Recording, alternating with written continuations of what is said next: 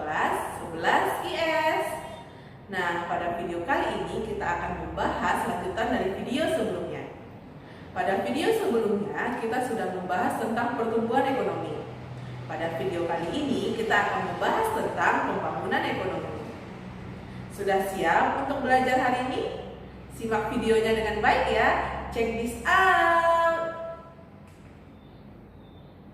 Nah, pada video kali ini kita akan membahas yang pertama yaitu tentang pengertian pembangunan ekonomi, kemudian faktor yang mempengaruhi pembangunan ekonomi, indikator keberhasilan pembangunan ekonomi, masalah-masalah pembangunan ekonomi di negara berkembang, kebijakan dan strategi pembangunan ekonomi, serta perbedaan pertumbuhan dan pembangunan ekonomi.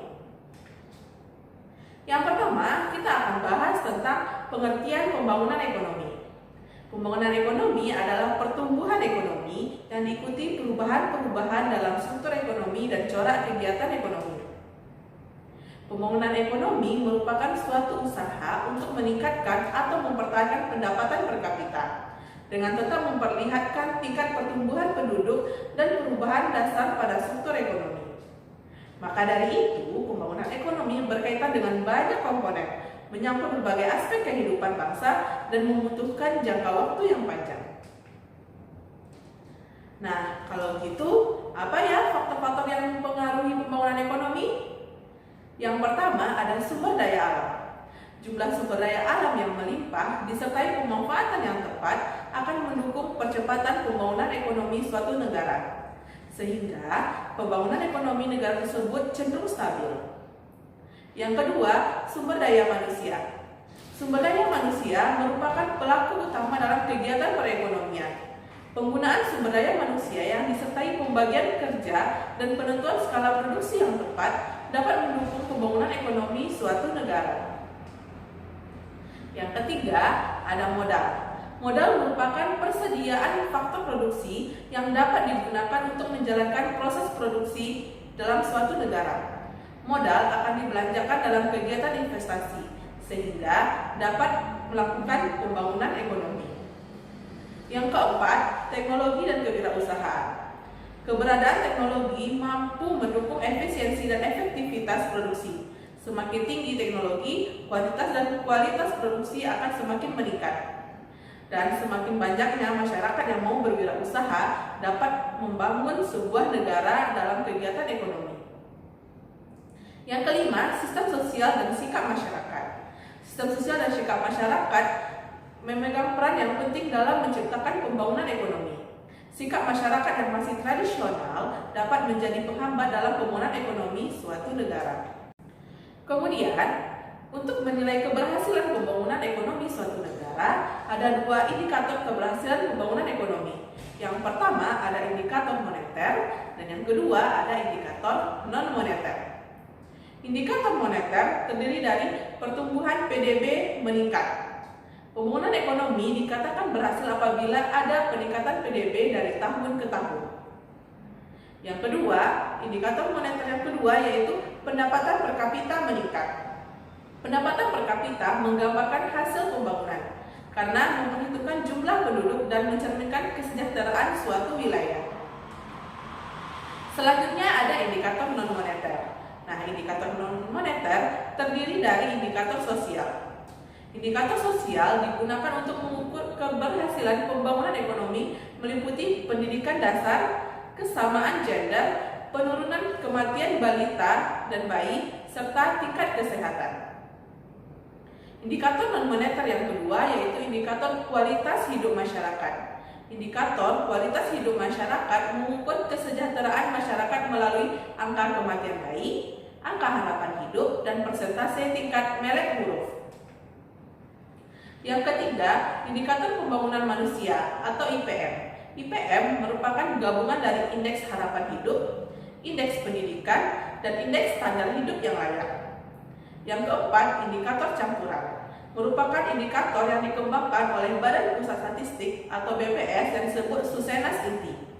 Indikator Susenas Inti meliputi aspek pendidikan, kesehatan, perumahan, angkatan kerja, keluarga berencana, tingkat konsumsi per kapita, kriminalitas, perjalanan swasta, serta akses terhadap media massa.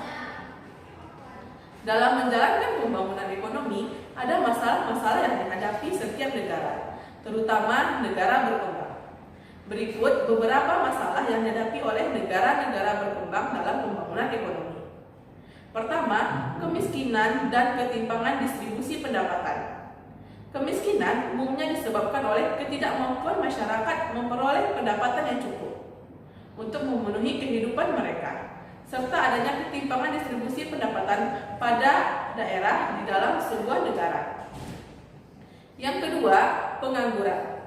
Pengangguran menggambarkan ketidakseimbangan antara jumlah tenaga kerja dengan lapangan pekerjaan. Sehingga dengan semakin tingginya pengangguran, maka akan semakin lambat pembangunan ekonomi suatu negara. Yang ketiga, tingkat inflasi yang tinggi. Inflasi merupakan kenaikan harga barang secara terus-menerus dalam jangka waktu yang lama.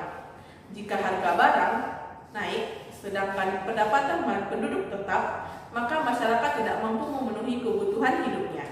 Keempat, masalah-masalah yang dihadapi oleh negara berkembang yaitu kerusakan sumber daya alam. Pemanfaatan sumber daya alam yang tidak sesuai dengan ketentuan akan menyebabkan kerusakan alam. Kerusakan alam nantinya akan menimbulkan bencana, sehingga menghambat proses pembangunan ekonomi. Dan yang kelima, tingginya pertambahan penduduk. Tingginya tingkat pertambahan penduduk akan menimbulkan masalah seperti penyediaan pangan, kesempatan kerja, perumahan, pendidikan, dan kesehatan. Selanjutnya, kita akan bahas kebijakan dan strategi pembangunan nasional Indonesia. Pertama, kebijakan pembangunan nasional. Kebijakan merupakan arah atau tindakan yang diambil oleh pemerintah untuk mencapai tujuan tertentu. Kebijakan pembangunan pertama yaitu kebijakan perencanaan. Kebijakan perencanaan berkaitan dengan penyusunan rencana pembangunan nasional. Yang kedua, kebijakan anggaran berkaitan dengan penyusunan alokasi pendanaan. Yang ketiga, kebijakan pemantauan dan evaluasi dari pelaksanaan perencanaan pembangunan nasional. Apakah telah sesuai dengan rencana yang telah ditetapkan. Dan yang terakhir, kebijakan penanganan masalah mendesak dan berskala besar seperti bencana alam. Kemudian kita masuk ke dalam strategi pembangunan nasional. Strategi merupakan langkah-langkah berisikan program indikatif untuk mewujudkan visi dan misi. Strategi dalam pembangunan nasional pertama yaitu mengembangkan koridor pembangunan ekonomi dengan cara membangun pusat perekonomian di setiap pulau. Yang kedua, memperkuat hubungan nasional, baik secara lokal maupun internasional. Dan yang ketiga, mempercepat perkembangan ilmu pengetahuan dan teknologi. Dan selanjutnya, yang terakhir kita akan bahas perbedaan antara pembangunan dengan pertumbuhan ekonomi. Karena pada sebelumnya kita sudah membahas tentang pertumbuhan ekonomi, maka sekarang kita akan bahas apa sih perbedaan antara pembangunan dengan pertumbuhan ekonomi. Yang pertama, pembangunan ekonomi merupakan proses perubahan menuju perubahan termasuk usaha dalam meningkatkan pendapatan per kapita dalam jangka panjang. Sedangkan pertumbuhan ekonomi, dia hanya memperhatikan proses naiknya pendapatan per kapita dan tidak membahas perubahan-perubahan yang terjadi.